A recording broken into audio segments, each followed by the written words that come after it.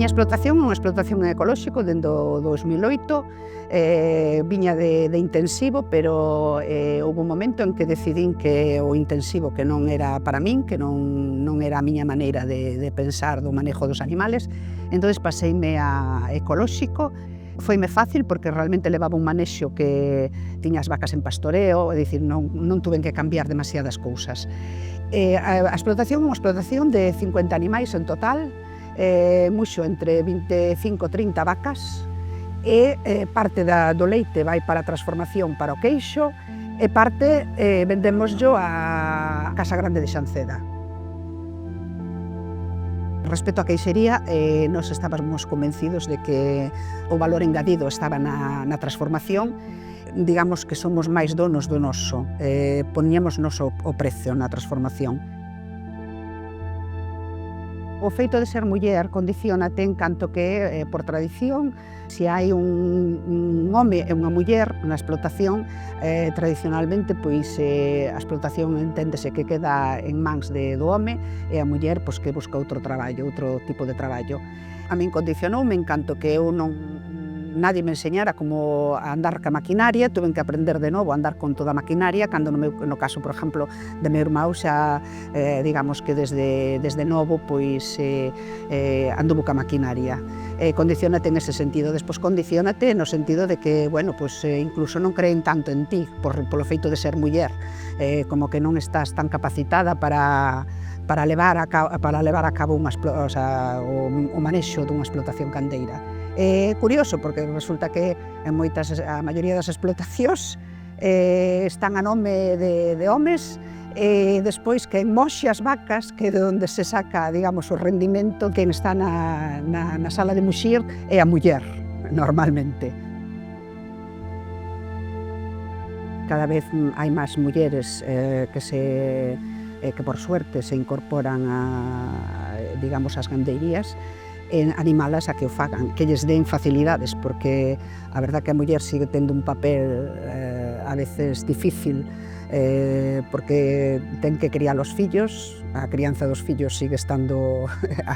moitas veces pesa sobre a muller, pero bueno, eso é en todos os sectores. Hoxe viñeron alumnos de Fonteboa e creo que a nosa obriga é transmitirlle que hai algo máis aló do intensivo, é dicir, que a produción ecolóxica que ten cabida tamén no sector gandeiro, que se pode vivir ben perfectamente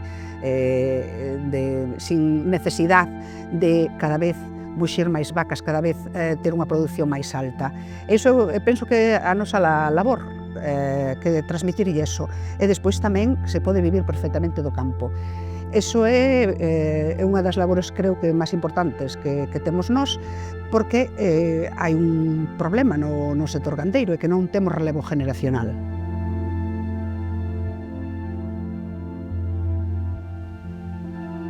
Esta visita me parece moi interesante, me parece que Pilar é unha persoa moi interesante, que ao longo da súa traxectoria profesional traballou con distintas razas de animais, con distintos sistemas de produción, e en algún momento, yo explicou moi ben aos alumnos, non? Que estaba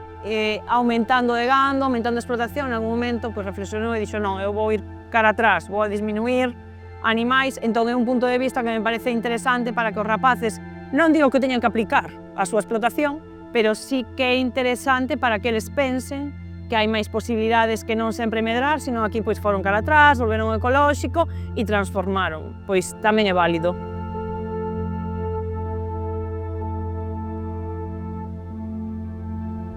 No mundo rural, a muller, desde unha historia máis atrás, sempre tuvo un papel segundo. O sea, se ti ibas unha casa cunha granxa tal,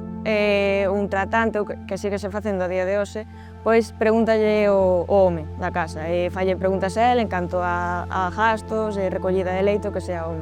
Pero logo, quen leva toda a granxa, tal, é a muller. O sea, sempre foi a muller, se ordeñaba a muller, facía as cousas en canto ao gando, o tema do gando tamén a muller, pero logo con que falábase, como que levaba tal a granxa, era home.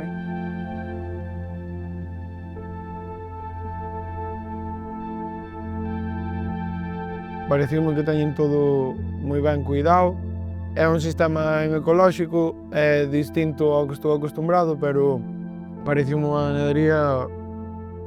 para ver, basicamente, para ver e coñecer. Ao fin e ao cabo, coñecer moitos tipos de manexo de explotacións e plasmar todo o que aprendemos para seguir formándonos e despois emprendernos polo noso camiño.